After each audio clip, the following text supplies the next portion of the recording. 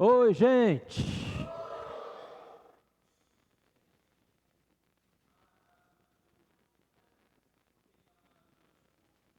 Porque o Senhor está derramando o seu poder aqui. Amém, gente? Louvado seja o Senhor, o nosso Deus. Eu pude falar ali para a dona Vânia, né? Ô, dona Vânia, estou tão feliz pela senhora, com a senhora, né? A senhora tem todo o mérito de ter sido usada por Jesus para proporcionar que a nossa igreja participasse lá. Louvado seja o Senhor pela sua vida, viu? Eu sou muito feliz por ser seu pastor nesse momento, né, da vida. A senhora tem tido esse grande testemunho mesmo. Louvado seja o Senhor. E todos os irmãos que foram, muito obrigado por terem ido, né? Graças a Deus. Eu estou esperando cada um de vocês marcar comigo para a gente prosear. Você faz um cafezinho, eu levo um pão de queijo, e aí a gente conversa, proseia como é que foi o congresso lá.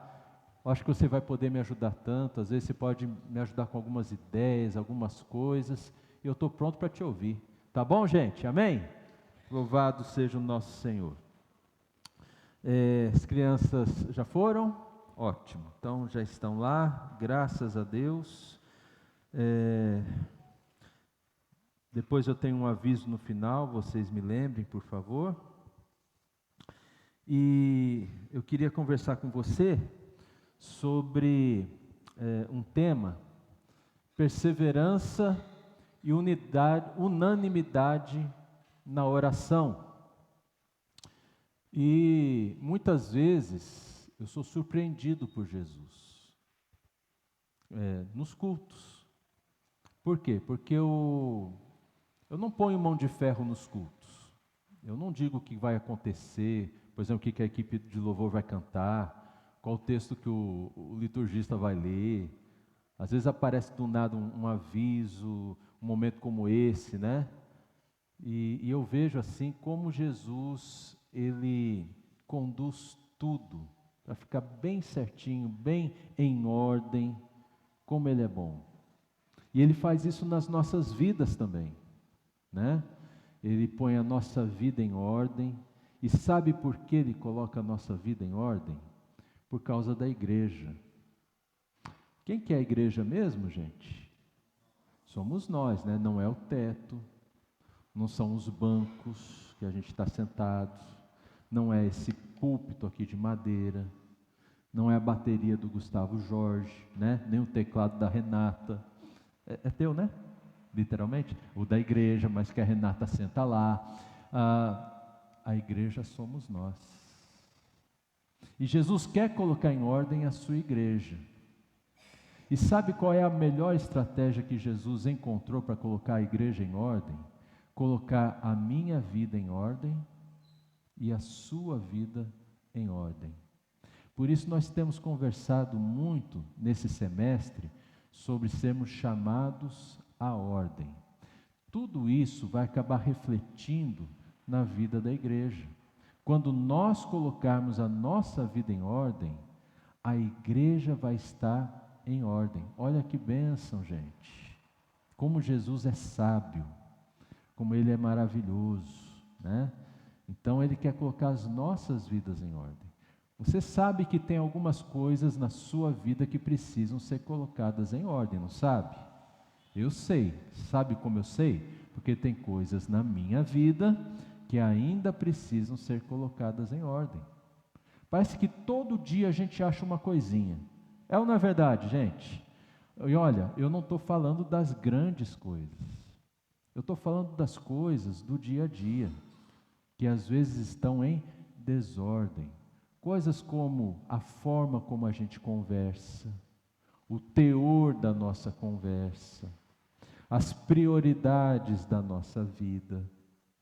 Tudo isso mostra se a vida está em ordem ou não diante de Deus.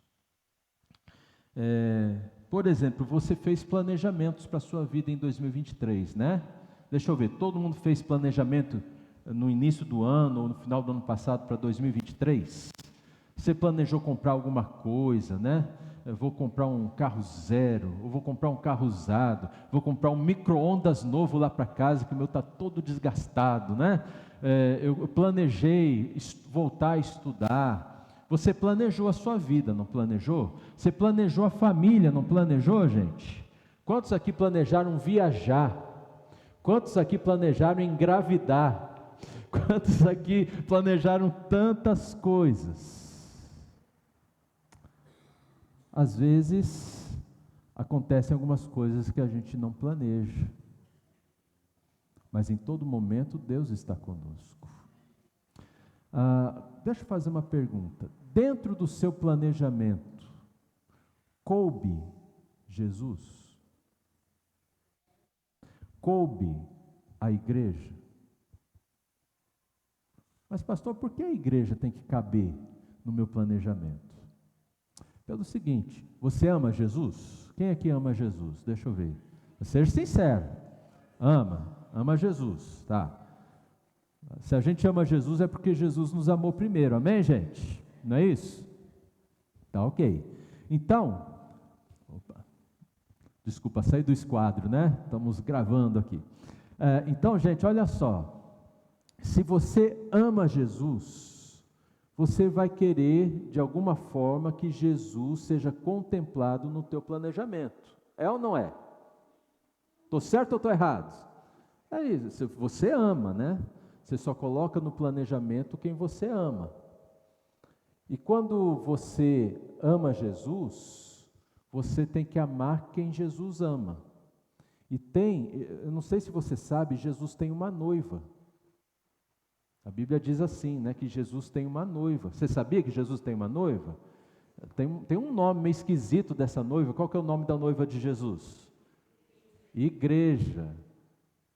Então, assim, se eu quero agradar Jesus, se eu quero levar em conta Jesus no meu planejamento, eu posso agradar Jesus colocando no meu planejamento quem? A noiva de Jesus, que é a igreja. E que somos nós. Você planejou alguma coisa em relação a isso na sua vida? Porque se você não planejou, como é que você pode afirmar que você ama Jesus? Nós só planejamos com quem nós amamos. E a verdade é que nem sempre nós planejamos com Jesus. Eu quero colocar uma frase de C.S. Lewis aí para você. Ele fala assim, ó: desde que os cristãos deixaram de pensar amplamente no mundo vindouro, tornaram-se ineficazes neste mundo. Aspire o céu e terá a terra de lambuja. Aspire a terra e não terá nenhum dos dois. O teu planejamento aspira o céu ou aspira a terra? Gente, é importante isso que eu estou falando.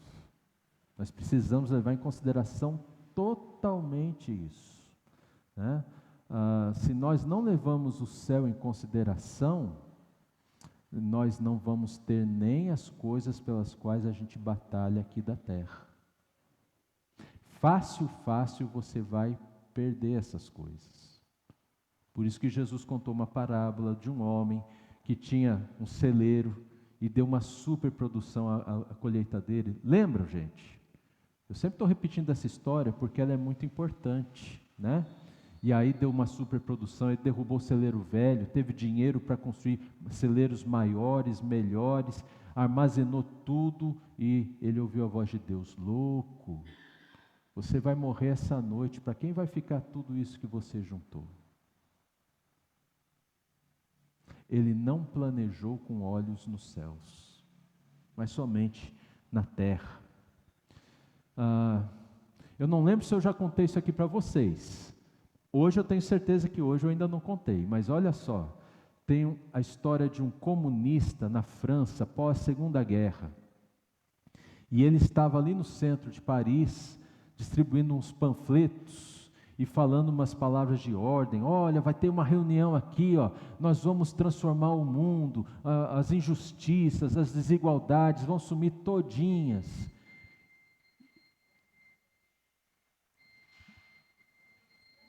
e tinha um cristão num dos cafés de Paris. E ele olhando aquele homem lá, falando essas palavras, ele recebeu um panfleto daquele homem, chamou o homem, vem cá, você acredita no comunismo mesmo? Eu acredito, por quê? Não, eu confio em Jesus, eu acredito em Jesus, eu sou cristão. Aí o comunista falou, você é cristão? Sou cristão. Ah, mas o que você está fazendo para mudar o mundo? Como assim mudar o mundo? Ah, esse é o problema de vocês cristãos. Vocês dizem que creem em Jesus, que creem na Bíblia, mas vocês não são engajados. Vocês não têm a mínima preocupação de fazer o que eu, com a minha crença aqui no comunismo, estou fazendo. Eu creio que o comunismo pode mudar o mundo e por isso eu estou dando aqui a minha vida. Eu planejei a minha vida, eu estou dedicando aqui por uma causa. Vocês têm uma causa que é belíssima, eu já li a Bíblia de vocês, mas vocês não acreditam em nada disso porque vocês não dão a vida, vocês não estão preocupados que essa mensagem de vocês seja propagada, que essa mensagem de você transforme as pessoas, as famílias da terra. Eu vou mudar o mundo com o meu comunismo, mas vocês não vão mudar o mundo com o seu cristianismo. Cara, olha que desafio. Eu não lembro de quem que eu peguei essa história, mas é uma história real. E tem uma outra história aqui, eu não consegui ver o nome desse professor hindu, mas ele está falando para um grupo de cristãos também. Isso, pode colocar aí para mim. Se vocês cristãos vivessem como Jesus Cristo, a Índia estaria aos seus pés amanhã. Amanhã. Aconteceu? A Índia está aos pés de Jesus? Bom, nós precisamos conversar sobre perseverança, unanimidade e oração. E eu quero dizer para você como Jesus faz para colocar ordem na igreja, né?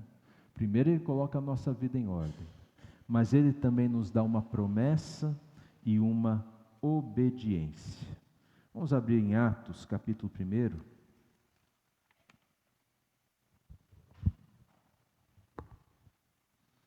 Atos, capítulo 1. É continuidade de semana passada, né? Nós vamos ler agora do 12 ao 15. É um texto bem fácil, bem tranquilo, bem simples, na verdade. Jesus acabou de subir aos céus. Estavam olhando, vieram 2 varões falando para eles: por que vocês estão olhando para cima? Do jeito que Jesus subiu, vocês o verão retornando à terra.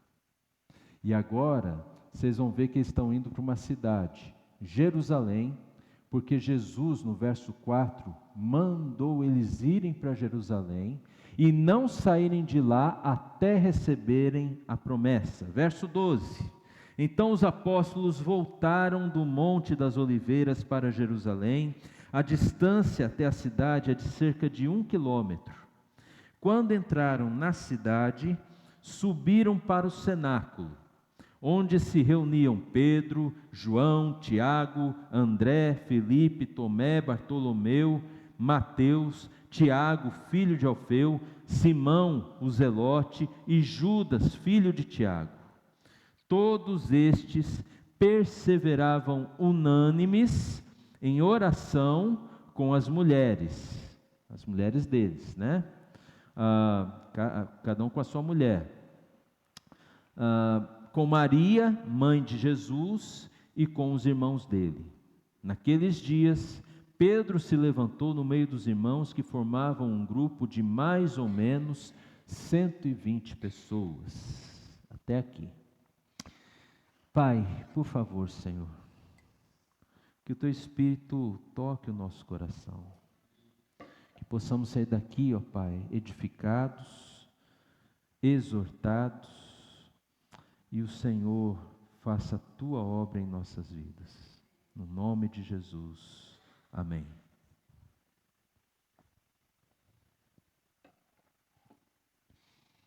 Gente, olha só. Nós temos aqui algumas coisas muito importantes, né?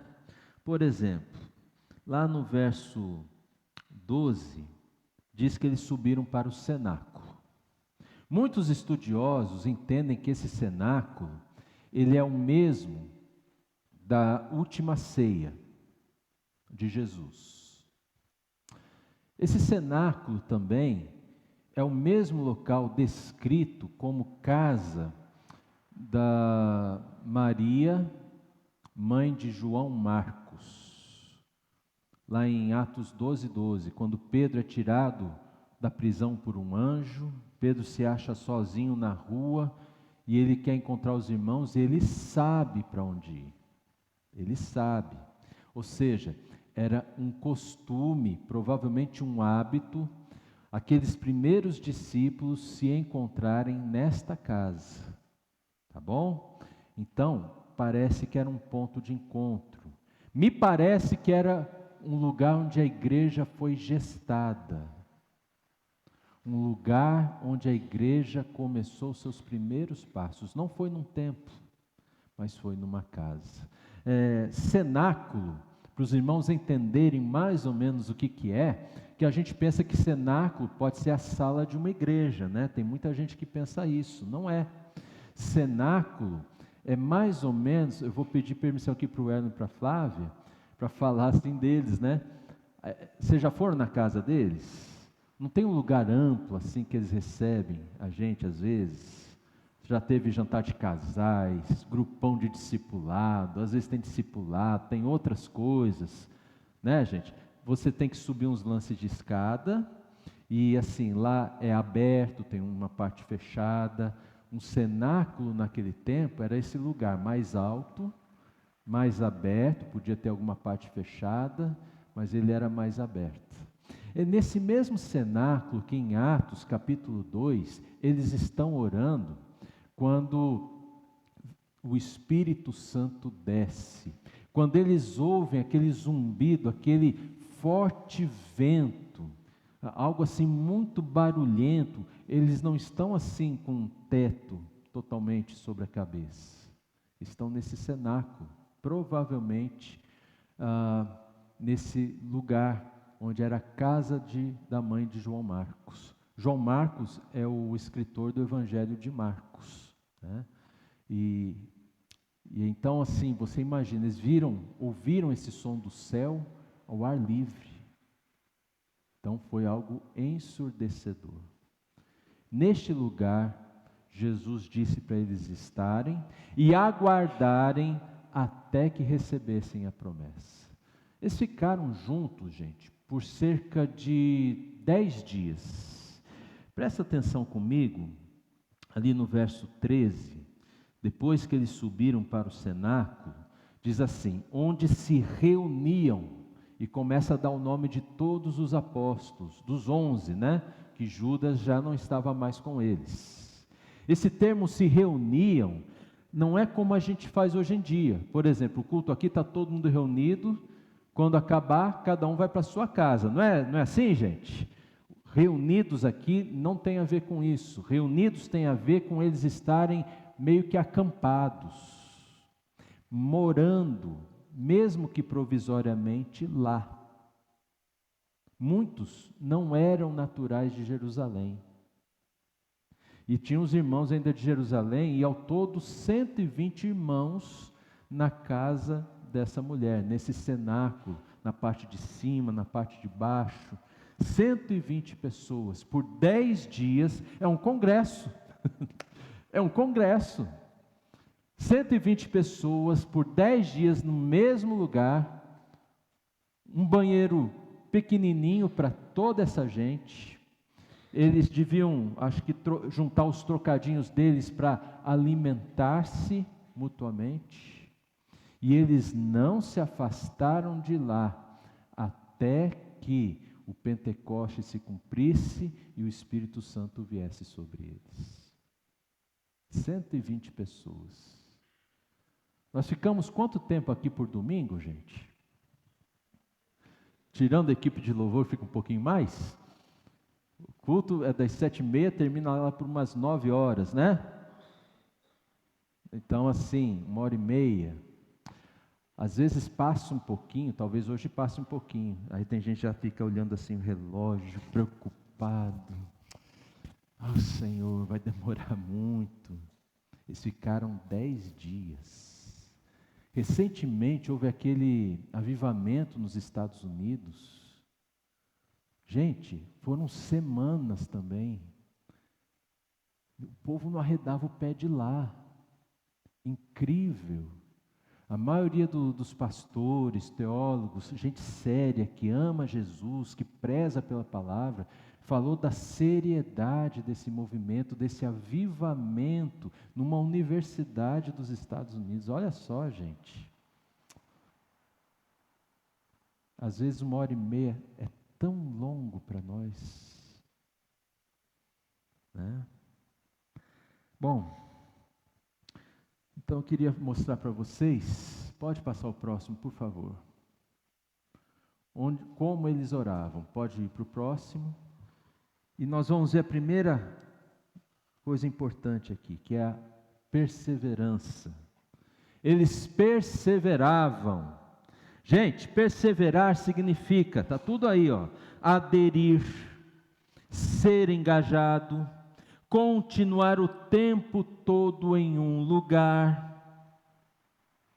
não desistir por nada, não abandonar, não desfalecer, não desanimar, estar em constante prontidão. Na hora que falar, eu vou, na hora que falar, eu faço, eu estou pronto. Isso é perseverar.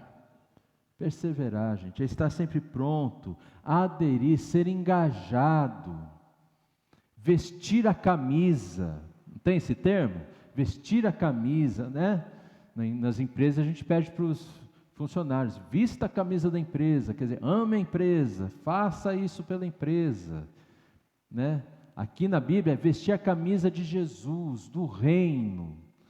É isso que é perseverar, é não desfalecer, não desanimar, não desistir, não deixar para lá.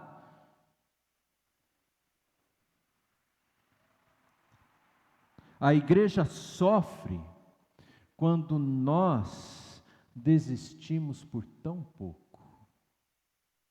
Tão pouco.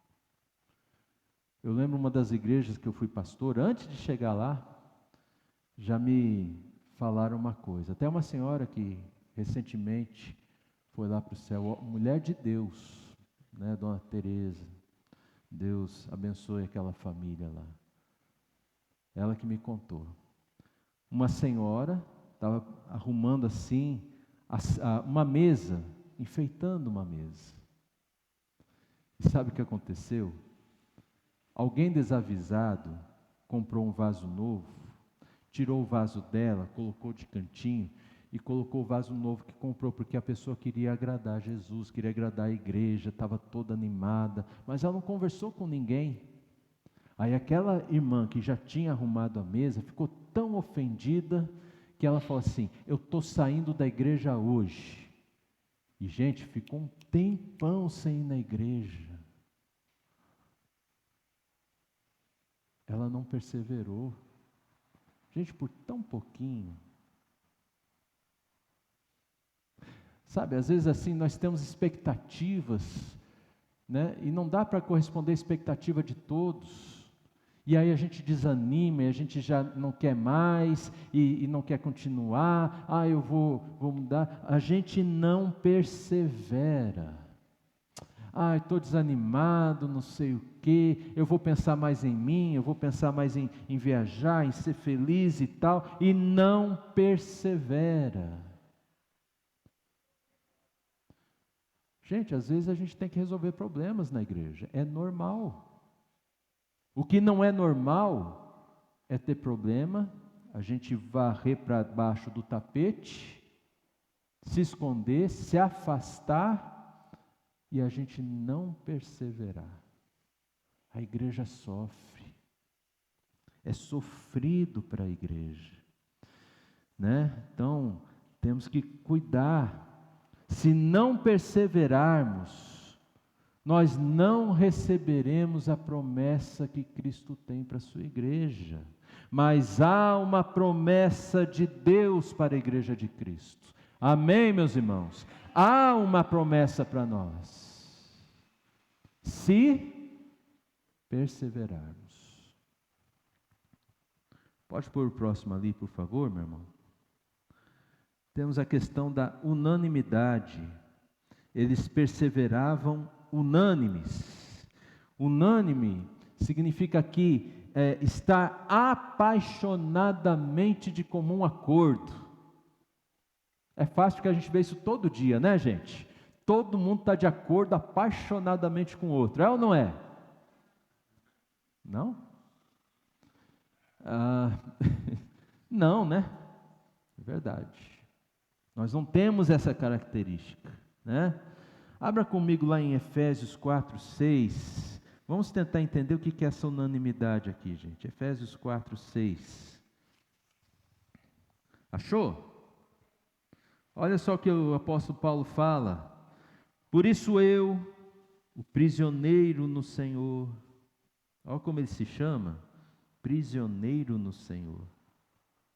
Peço que vocês vivam de maneira digna da vocação a que foram chamados, com toda humildade, mansidão, longanimidade, suportando uns aos outros suportar uns aos outros é perseverança, né?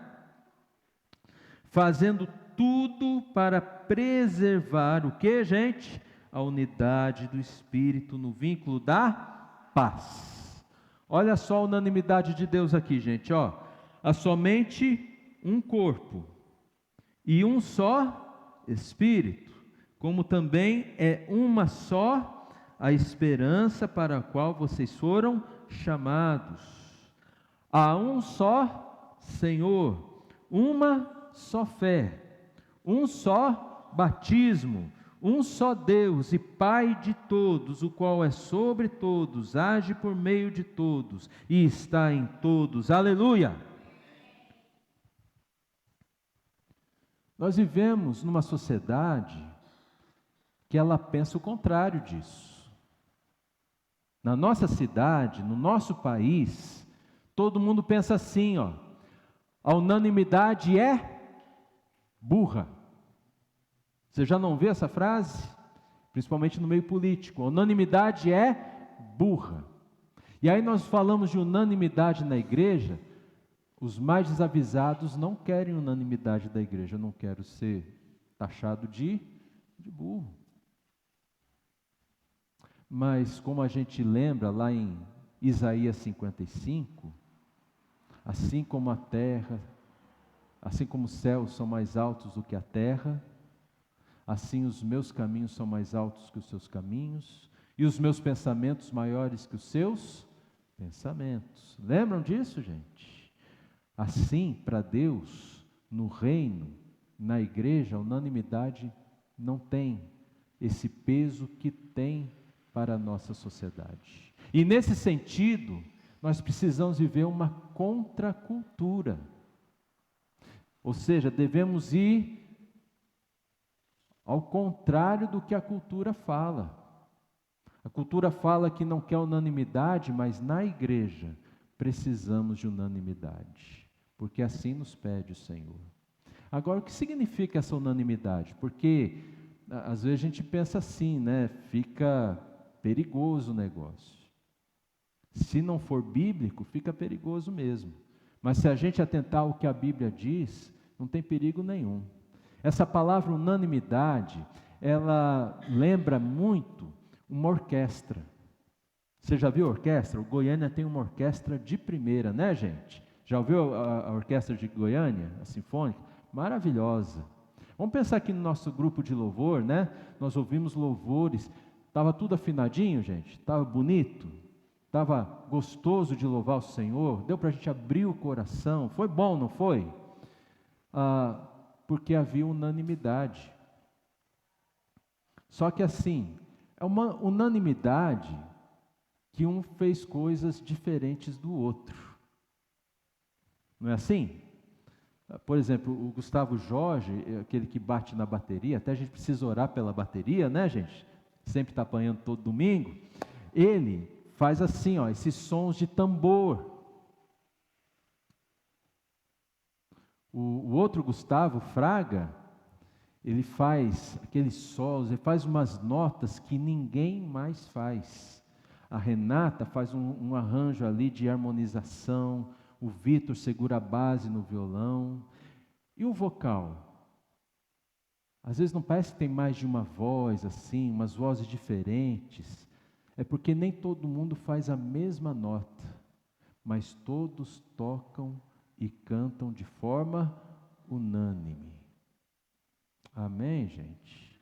Deu para entender o que é unanimidade? Não significa que nós vamos tocar a mesma nota, o mesmo tempo, o mesmo arranjo, mas todos nós vamos estar agindo de uma forma harmoniosa. É isso que existia entre eles. Gente, 120 pessoas confinadas no cenáculo, com toda essa harmonia, é algo que vem de Deus. A nossa membresia hoje não chega a 120. Mas olha, tem um detalhe aqui, gente. Acompanhe comigo em Atos 1. No capítulo de número 1, versículo 14, começa com um termo. Qual é o termo que começa? Todos. Todos. O que tem esses todos? Todos perseveravam unânimes em oração. Quantos? Todos. Quanto por cento dos presentes é todos? 100%. Alguém ficou de fora? Alguém deixou de orar? E a oração assim, ó, um ouvindo a oração do outro. Alguém falou que não queria participar? Não. Todos. Todos. Abra agora lá no capítulo 2, verso 4. Olha só o que aconteceu ali, gente. Quantos ficaram cheios do Espírito? Todos. Quanto que é? Já dei spoiler, né? Quanto em porcentagem que é todos? 100%. Todos que oraram ficaram cheios do Espírito. Aleluia! Glórias a Deus. E sabe qual a importância disso? É que na igreja ninguém pode ficar para trás.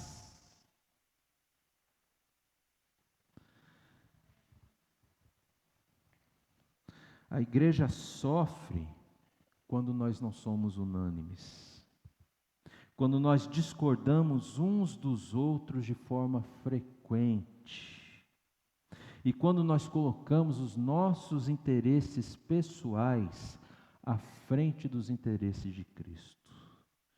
Aí não vai haver harmonia na igreja. Por exemplo, compromisso.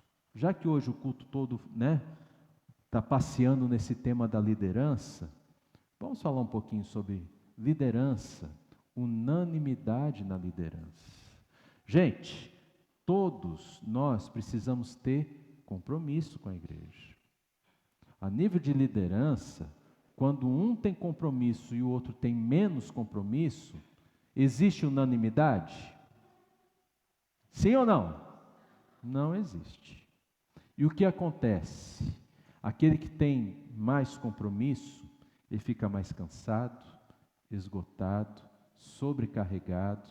E o que tem menos compromisso, não assume unanimemente com o mesmo compromisso, com o mesmo interesse, da mesma forma. Ele faz um pouquinho menos.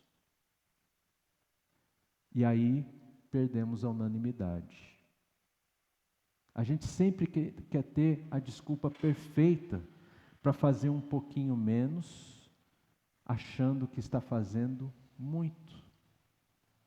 E meus irmãos, precisamos cuidar disso. Não há harmonia na igreja assim, né? Se não somos unânimes, não recebemos a promessa, mas há uma promessa de Deus para a igreja de Cristo. Amém. E por fim, pode pôr o próximo ali, a oração. Né? Verso 14, perseveravam unânimes em oração. Era a mesma oração. Eles perseveravam em orar a mesma oração de forma unânime. Um dia após o outro, 10 dias seguidos, sem desanimar, sem querer mudar o teor das orações, eles oravam conforme o que Cristo tinha pedido a eles. 10 dias seguidos, de hora em hora, de tempo em tempo, mais oração. Oração não é só o ato de você ficar falando com Deus, oração é muito mais que isso. Toda oração começa com você ouvindo a voz de Deus. Todo tempo de oração, existe um tempo assim de louvor, de entrega, sabe, de consagração da vida, confissão de pecados, ouvir a palavra de Deus, abrir a Bíblia para ouvir a voz de Deus, e aí você vai falar. Então eles tinham todo esse processo, o dia todo, o tempo todo, por 10 dias, até receberem a promessa do Pai, o Espírito Santo na vida deles. Agora, meus irmãos, a igreja sofre quando nós não oramos, ou quando nós oramos sem perseverança, ou quando nós oramos sem unanimidade. Quer ver um exemplo? Que faz tempo já que eu falei, mas ainda continua dependendo de algumas pessoas. O nosso relógio de oração semanal, temos ainda datas em aberto. A igreja sofre. Isso mostra que nem todos estão orando. Quantos oravam aqui, gente? 120. Todos. Nós precisamos de mais 3 ou 4 pessoas, irmãos que não deram um nome. Às vezes até são de oração, mas não deram um nome para preencher o nosso relógio. Gente, desculpa sim, mas isso me entristece. Se você quer que eu abra o coração um pouquinho, me deixa muito triste. Não por causa da janela que fica, mas porque tem gente que não está orando. Isso é grave. Se eu descobrir que é você que não está orando, nossa, eu vou ficar tão triste por você, porque eu te amo tanto. E quando a gente ama, a gente sempre quer o melhor. Mas você não está vivendo o melhor de Deus para a sua vida. Gente, é meia hora de oração por semana. Eles aqui ficaram 10 dias, 24 horas por dia em oração. Não há perseverança, não há unanimidade, a igreja sofre. Não há oração, a igreja sofre. Nós não recebemos as promessas de Deus para a igreja. Mas sabe de uma coisa? Deus tem promessas para a igreja de Cristo Jesus. E se é para a igreja, não é para o teto, não é para o vitrô, é para as nossas vidas. Ninguém pode nem deve ficar para trás. Você não tem assim essa faculdade de escolher ficar para trás. Jesus te ama, Jesus te comprou com sangue precioso dele derramado na cruz, para que você tivesse livre acesso a Deus. E livre acesso significa uma vida de oração. Então assim, Jesus morreu para você ter uma vida de oração, mas você não ora? Morreu em vão o nosso Senhor Jesus? Não pode ser assim. A igreja sofre. Será que nós queremos a promessa de Deus para a igreja do Senhor Jesus? Será que a nossa igreja, nós aqui como igreja, queremos essas promessas de Deus para a nossa igreja? Lá em Atos, eles eram 120, todos orando, todos receberam o Espírito Santo. E nós? E nós? Deus quer todos nós.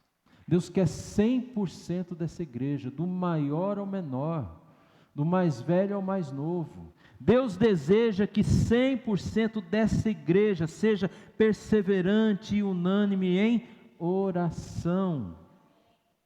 E se nós formos, seremos uma igreja segundo o coração de Cristo, que dá fruto, porque será como uma árvore frondosa diante de um ribeiro de águas, e que dá o fruto no tempo certo. Amém, meus irmãos? Bom, se nós desejamos que a nossa igreja cresça, se nós amamos esta igreja, a qual o Senhor Jesus nos deu para essa igreja, né? Essa igreja também foi dada a nós. Então eu quero convidar você para uma oração. E é uma oração de entrega. É uma oração em que você vai colocar a sua vida diante do Senhor. Nós ouvimos tanta coisa bonita aqui, gente, os testemunhos, os louvores, sabe, olha, tudo caminhando para que nós pudéssemos entender o quanto precisamos ser perseverantes, unânimes e de oração. Precisamos ser assim. E eu gostaria que você que faz parte aqui da igreja, você tenha esse desejo de ser assim, perseverante, unânime com os irmãos e alguém de oração. E se você quiser ser assim, quero que você se coloque em pé aí onde você está. Se você já é, coloque-se em pé. Louvado seja o Senhor. Sabe, que ninguém fique sentado no banco. Mas se você não quiser, mesmo que você se coloque em pé só para fazer de conta que quer, mas não quer, toda a igreja vai sofrer. E se nós amamos a igreja, que somos nós, que é a noiva de Jesus Cristo, nós queremos o bem dessa igreja. A igreja precisa de você. A igreja precisa de cada um aqui presente. Coloque a sua vida agora em oração. Leve a sua oração ao Senhor. E peça ao Senhor, Senhor, coloque aí as suas dificuldades diante de Deus.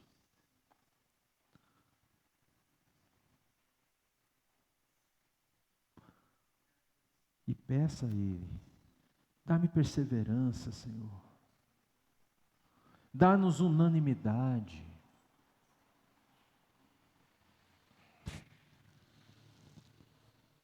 Faz-nos um em oração.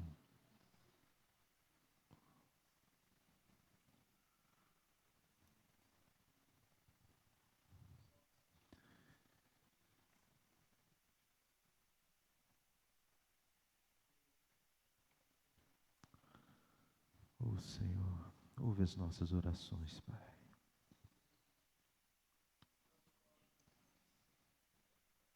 Dá-nos unanimidade no servir ao Senhor, Pai. Unanimidade no compromisso, na fé, no amor, na graça. Dá-nos perseverança, Senhor.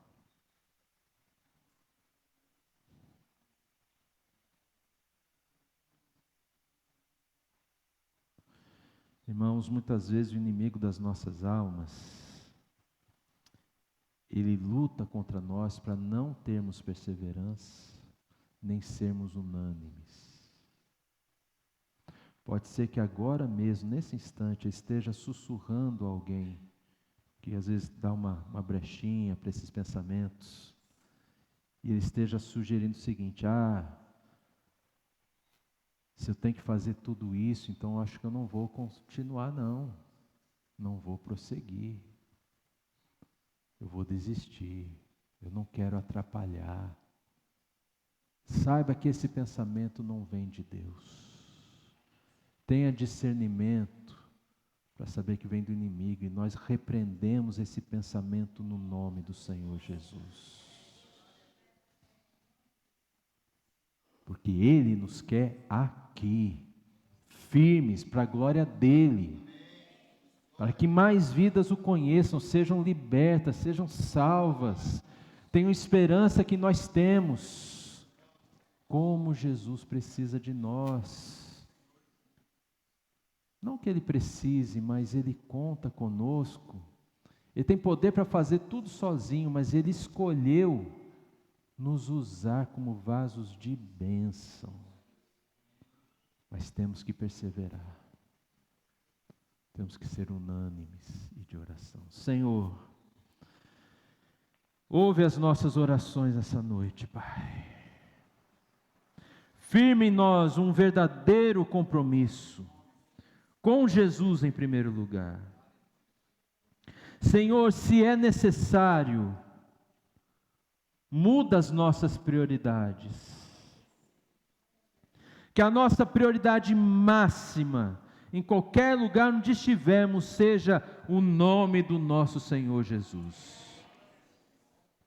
Que neste lugar, ó Pai, essa igreja que o Senhor plantou aqui, que é do Senhor Jesus, que essa igreja que já é marcada pelo Teu amor, seja marcada também e tenha como uma marca o serviço amoroso ao Senhor e uns aos outros, ó Pai. Senhor, nos dá canseira, faz-nos cansados, de às vezes a gente pensar assim que não está recebendo todas as promessas que o Senhor nos deu, por conta da nossa falta de compromisso. E Senhor, faz-nos perseverantes, unânimes em oração. É o que nós te pedimos no nome do Senhor Jesus. Amém. Amém, gente? Glória a Deus. Você pode sentar-se.